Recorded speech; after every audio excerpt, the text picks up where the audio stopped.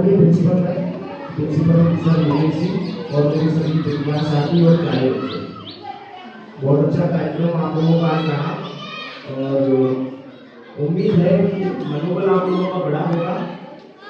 और कुछ बच्चे मुझे याद है कि यहाँ शायद पहली क्लास से पढ़ रहे, जैसे लड़की है, कुछ बच्चे हमारे यहाँ 9th में आए।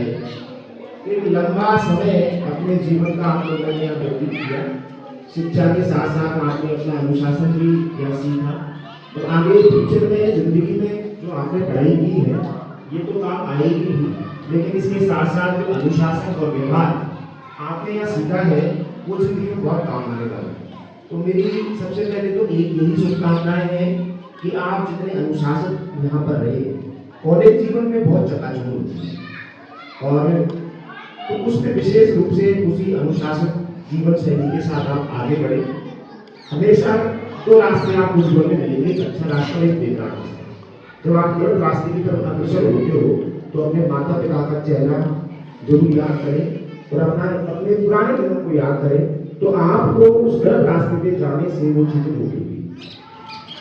सर ने महाराज जी ने बहुत इम्पोर्टेंट जो चीजें आपको बताई, एक विशेष कर मैं दो चीजें और ऐड करना चाहूँगा कि हमारा सेंटर बड़ौदा कान आता है, तो उस रोड पर बहुत ट्रैफिक रहता है और ये पीछे जो जवान लोग बैठे हुए हैं चारों पांचों, विशेषकर तुम लोग गाड़ियों से जाओगे तो बेटा एग्जाम टाइम में बिल्कुल शांत रहना है। ये 15 या 20 मिनट तुम्हारे बहुत इम्पोर्टेंट है, कहीं किसी का कोई एक्सीडेंट ना हो जाए। संभल के जाना है, सर ने बता दिया हेलमेट कार्ड लेकर के जाना है, कॉपी के निर्देश आप लोगों को दे ही दिए, ठीक है। अब तक जो पढ़ा उसका 10 दिन में 5 दिन में आप रिविजन करें और इसके बावजूद भी अगर विषय विशेष में किसी को कोई समस्या है, सबके मोबाइल नंबर आप लोगों के पास है, किसी को लगता है कि टॉपिक हमें अभी भी नहीं समझ में आ रहा तो आप लोग विद्यालय में आ सकते हैं।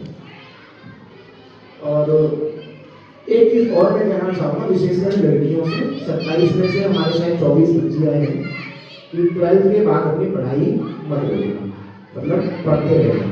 तो मुक्ति के लिए मुझे एक लाइन याद आ रही है कि एक रिक्शे वाले ने अपने बच्चे पढ़ा दिए, एक रिक्शे वाले ने अपने बच्चे पढ़ा दिए, जो थे रईस जादे वो नजाकत में मर गए, जो थे रईस जादे वो नजाकत में मर गए। बोर्ड की बात चल रही है, बड़ा बनेगा ऐसी मुझे उम्मीद है। तो सारे के सारे जो बच्चे हैं जो आप लोगों ने पिछले 2-3 सालों में पढ़ा या इस सत्र में 12th का मैटर जो पढ़ा है उसका अच्छे से रिवीजन करें और सोशल मीडिया से जो सर कह रहे हैं कि फोन से दूर रहें। अगले 20 से 25 दिन बहुत इंपॉर्टेंट है आपकी जिंदगी में। आज से 10 साल बाद जब आप कभी बक्से में से ना अपनी मार्कशीट निकालोगे तो ये मेरी याद आएगी, उस मार्कशीट को देख करके ना आपको गिल्ट ना हो कि हमने मेहनत ना है, परिणाम जो भी हो कोई मैटर नहीं करता, लेकिन आपको ये अफसोस ना हो उस समय काश में थोड़ा और मेहनत कर लेता या मैं थोड़ा सा और पढ़ लेता। तो मेरी तरफ से एक बार पुनः आपको उज्जवल भविष्य की कामनाएं और 11th के बच्चों को विशेषकर बहुत बहुत धन्यवाद कि आप लोगों ने 12th के बच्चों के लिए शानदार कार्यक्रम आयोजित किया। एक बार आप अपने लिए ताली बजाएं।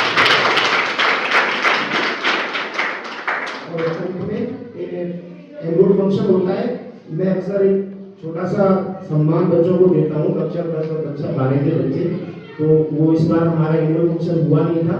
तो कक्षा 10 में जो पिछले सत्र में जो बालिका हमारे यहाँ फर्स्ट डिवीजन आई थी उनके लिए और 12th में जो बालिका आई थी उनके लिए एक पुरस्कार हम देते हैं, सावित्रीबाई फुले प्रतिभावान छात्रा अवार्ड। छोटा सा पुरस्कार है ये और इसका एक केवल एक ही पर्पज है, विशेषकर मैं दोबारा अपने बोल रहा हूँ, ये लड़कियां जो है आगे 12th के बाद अपनी पढ़ाई ना रोकें। मुझे उम्मीद है कि आप इनसे कम से कम सावित्रीबाई फुले से, उनके जीवन यात्रा से, उनके संघर्षों से आप प्रेरणा लेंगे और आगे बढ़ेंगे।